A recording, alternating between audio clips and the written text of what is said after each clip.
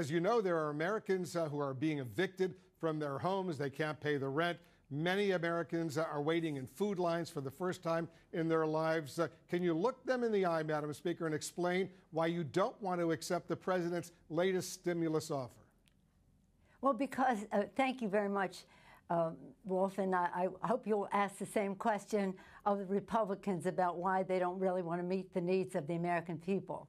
But let me say to those people, because all of my colleagues, we represent these people. I have for over 30 years represented my constituents. I know what their needs are. I listen to them, and their needs are not addressed in the president's proposal. So when you say to me, why don't you accept theirs, why don't they accept ours? Our legislation is there to do three things primarily: to honor our workers, honor our heroes, our healthcare workers, our police and fire first responders, our teachers, our transportation, sanitation, food workers, the people who make our lives work. We couldn't be doing what we're doing without them. Many of them have risked their lives so that to save lives, and now they will lose their jobs because McConnell says let the states go bankrupt. Excuse me for interrupting, let the states go bankrupt. Madam Speaker, but they really need the money right now, and even members of your own. I understand that, but even members of your own caucus. Even members of your own caucus, Madam Speaker, want to accept this deal. $1.8 trillion. Congressman Ro Khanna, for example. But let me just quote Ro Khanna, a man you know well. I assume you admire him. He's a Democrat.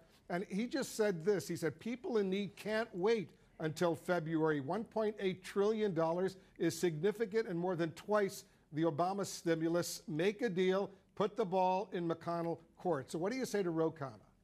What I say to you is, I don't know why you're always an apologist, and many of your colleagues apologists for the Republican position. Ro Khanna, that's nice. That isn't what we're going to do, and nobody's waiting till February. I want this very much now, because people need help now.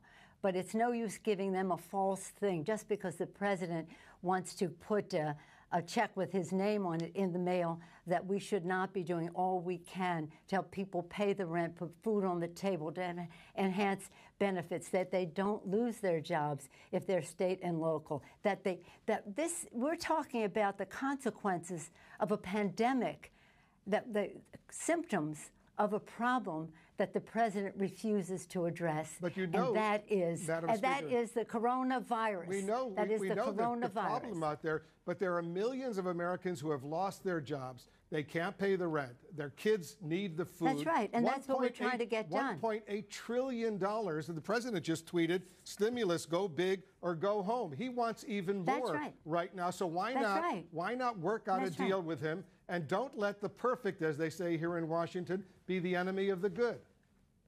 Well, I will not let the wrong be the enemy of the right. What's wrong with $1.8 trillion?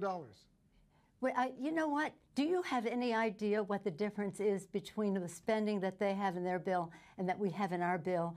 Do you realize that they have come back and said all these things for child tax credits and earned income tax credits, or helping people who have lost their jobs, are eliminated in their bill? Do you realize they pay no respect to the fact that child care is very important for people whose children cannot go to school because they're doing remote learning, and yet they minimize the need for child care, which is the threshold with which people, mothers and fathers, can go to work if they have that? Do you have any idea of how that's precisely why, Madam Speaker, short they're concerned? That's why it's so important right now. Yesterday I spoke to Andrew Yang, who says the same thing. It's not everything you want, but you know what? There's a lot there. Honest to God, you really, I can't get over it, because Andrew Yang, he's lovely. Ro Khanna, he's lovely. They are not negotiating this situation. They have no idea of the particulars. They have no idea of what the language is here. I didn't come over here to have, so you're the apologist for the Obama, excuse me. God forbid. Madam Speaker, I'm not an apologist. Obama. I'm asking you serious questions because so many people are in desperate need right now. Let me ask you this. Okay. When was the last time... Let me respond to you. Let me ask you, when was the last time, Madam Speaker, when was the last time you spoke with the president about this? I don't speak to the president. Speak with his representative. Why not call him and say, Mr. President, let's work out a deal. It's not going to be everything you want, not going to be everything I want, but there are so many Americans right now who are in desperate need. Let's make a deal. What makes me amused, if it weren't so sad, is how you all think that you know more about the suffering of the American people than those of us who are elected by them to represent them at that table. It is unfortunate that we do not have shared values with this White House and that they have in their bill, why don't you talk about in their bill, a tax break for the wealthiest families in the country while they cut out the earned income tax credit for the poorest families in our country and the poorest children in our country. That we have to fight with them to get them to address the coronavirus crisis, because they have said it was a hoax, it was magical, it was a miracle, it was going to cure it. It hasn't. And that's why we find ourselves in this situation. I feel very confident about the knowledge that I bring to this, but more importantly, the knowledge that my chairs, our chairs of jurisdiction, science-based, academically documented, institutionally suggested in terms of what the cost would be to do it and to do it that way. And about, we talk about child care, yes. We talk about safety in the workplace. Safety in the workplace, that's a very important issue, especially in the time of the pandemic. So what I say to those people is, we're going to get a deal. And when we do, it will be retroactive. It will be retroactive. Here's what you wrote in a letter to House Democrats, Madam Speaker, and I ask these questions only, as you know, so many millions of Americans are suffering right now. But you quote two people who know nothing about the agreement.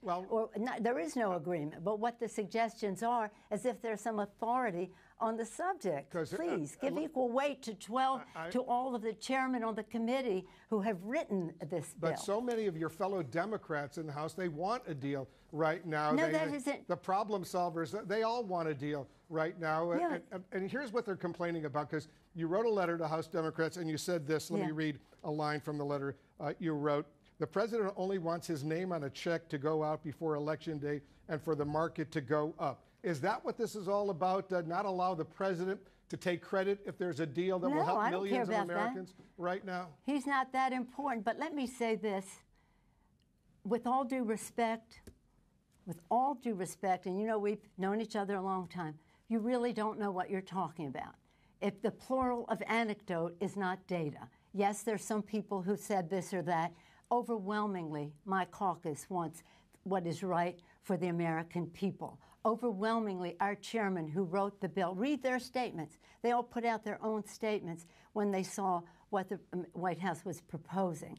So do a service to the issue and have some level of respect for the people who have worked on these issues, written the bill to begin with. Now, let me just say this in terms of the numbers. I want people to do the math. We had 3.4, which would meet the needs of the American people for a sustained period of time, so that there was some certainty in what would happen.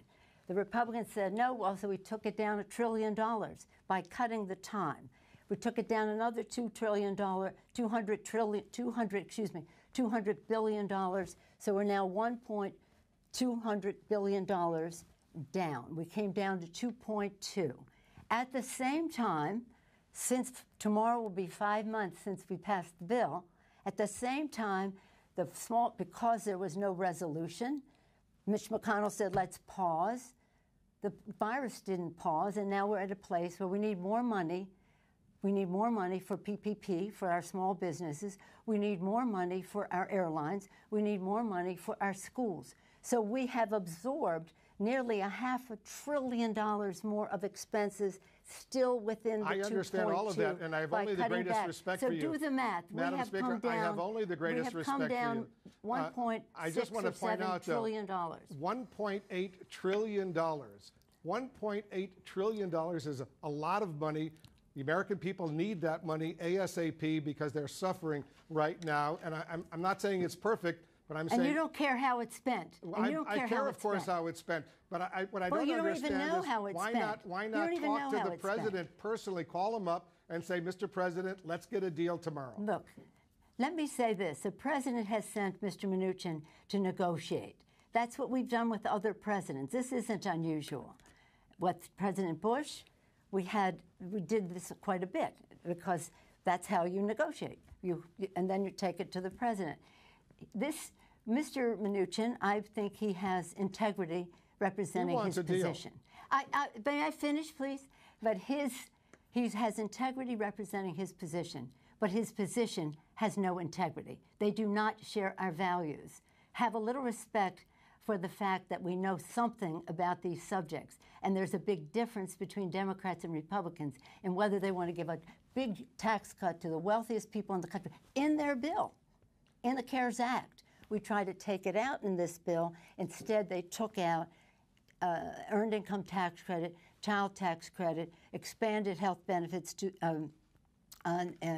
UI benefits to the extent that it was agreed to before. Right. So this is, I have every confidence in what and the arguments that we make because it's based on science and documentation. Our chairs know their stuff. They know what they're doing, with all due respect to the kind of people you were referencing. And I welcome their enthusiasm. I welcome their interest.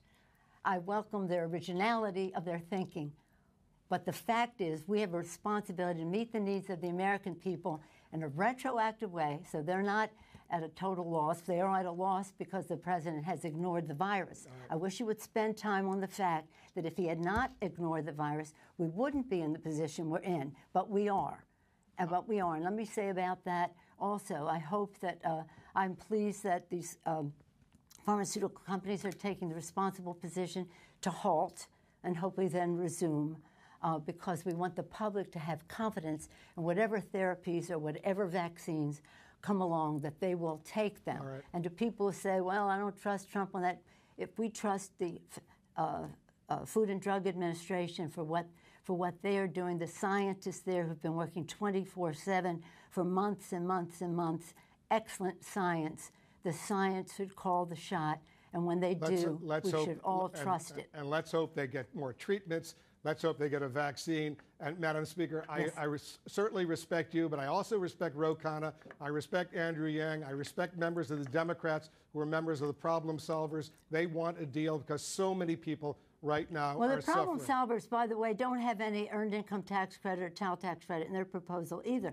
But let's not go into that. Yeah, you we've evidently gone through do that. not respect the chairman of the committees who wrote these bills. I respect and all I of wish you. you would respect the knowledge that goes into getting meeting the needs of the American people.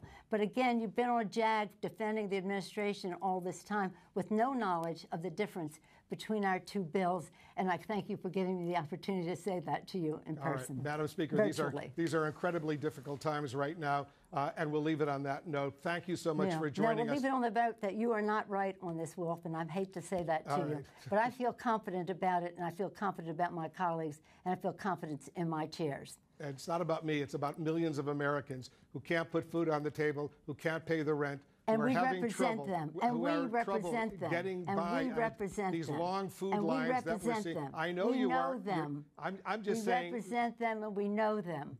As we We say, know them. We represent them. don't let the perfect be the enemy of the good, as they say It is here in nowhere Washington. near perfect. Madam Speaker. Always the case, but we're not even close to the good. All right, let's see what happens, because every day is critically, critically important.